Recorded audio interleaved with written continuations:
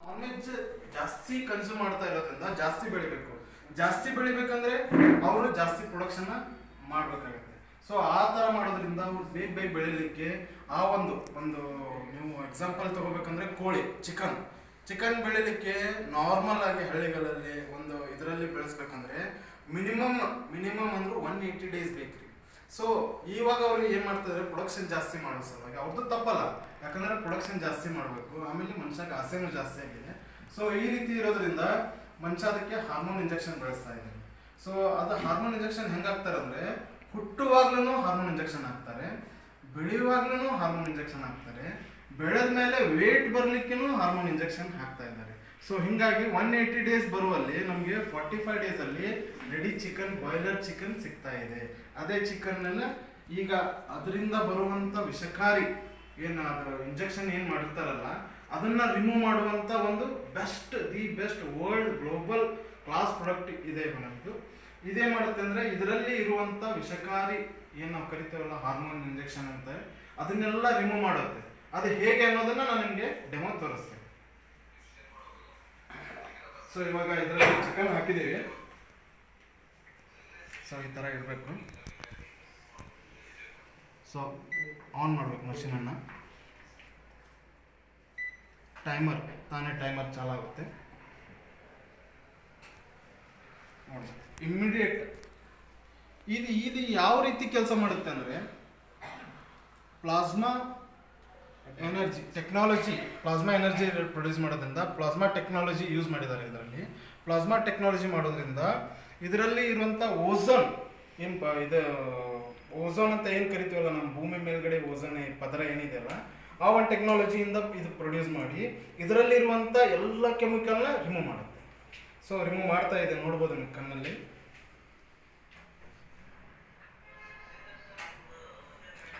ಇದರಿಂದಾನೇ ಇವಾಗ ಬಹಳಷ್ಟು ಜನಕ್ಕೆ ತೊಂದರೆ ಆಗ್ತಿದೆ.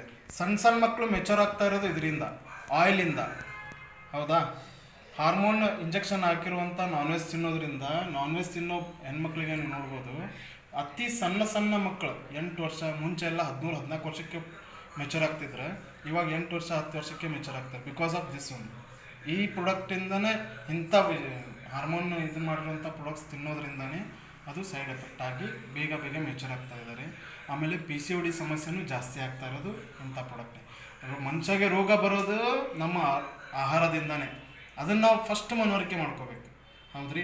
ಸೊ ಈ ಎಂಥದನ್ನು ಆಹಾರ ತೊಗೊಂಬರ್ರಿ ನೀವು, ಇದು ಪ್ಯೂರಿಫೈ ಮಾಡ್ಕೊಡುತ್ತೆ.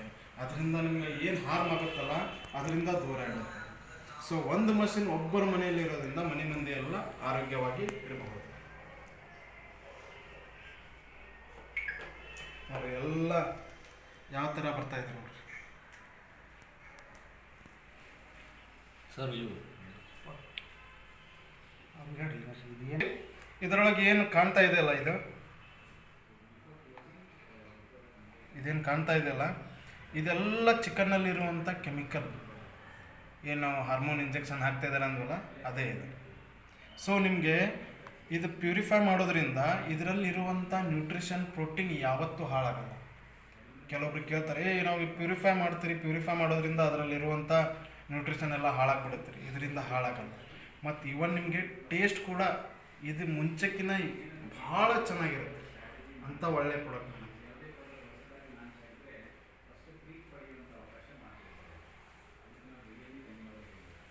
ನೋಡಿರಿ. ವಿದಿನ್ 3 ಮಿನಿಟ್ಸ್ ಎಲ್ಲನೂ ಹೊರಗೆ ಹಾಕ್ತೀವಿ. ಟೈಮ್ ನೋಡ್ರಿ ಸರ್, ಎಷ್ಟು ಮಿನಿಟ್ ಇದೆ? ಏನು 3 ಮಿನಿಟ್ಸ್. Within 2 minutes.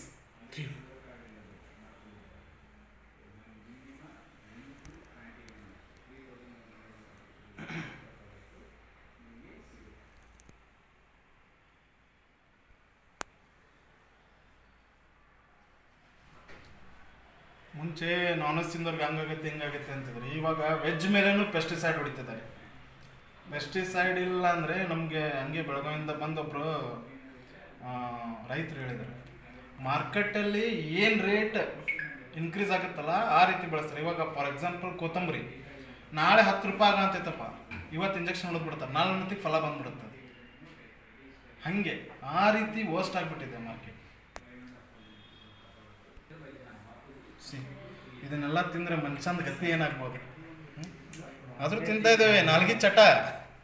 ನಾಲ್ಗಿ ಚಟದಿಂದ ನಾವು ತಿಂತಾ ಇದ್ದೇವೆ. ಇನ್ನೂ ಪ್ರೊಡ್ಯೂಸರ್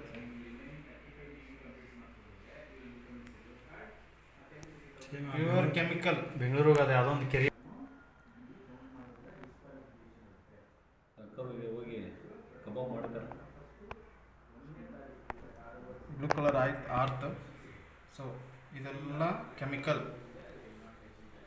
ಇವಾಗ ಇದೇನು ತೊಳೆದಿದ್ದೇನೈತಲ್ಲ ಎಲ್ಲ ಡೆಡ್ ಆಗಿದ್ದಾರೆ, ಡೆಡ್ ಕೆಮಿಕಲ್ ಇದು. ಸೊ ನೀವು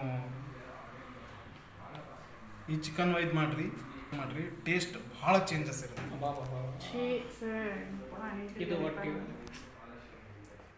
ಇದು ಹೊಟ್ಟೆ ಒಳಗೆ ಹೋದ್ರೆ ಏನಾಗುತ್ತೆ ರೀ, ಮನುಷ್ಯ ಆರೋಗ್ಯವಾಗಿರ್ತಾನೆ. ಇದು ಹೊಟ್ಟೆ ಒಳಗೆ ಹೋದ್ರೆ ಮನುಷ್ಯ ಎಕ್ದಮ್ ಆರಾಮ್, ಯಾವ ಹಾಸ್ಪಿಟ್ಲಿಗೂ ಹೋಗಲ್ಲ. ಹೌದಲ್ರಿ? ಸೊ ನೋಡ್ರಿ, ನಮಗೆ ಗೊತ್ತಿದ್ದು ಗೊತ್ತಿಲ್ಲ ನಂಗೆ ರೋಗಗಳು ಬರತ್ತಾವ. ಹಾಂ ಹಾಂ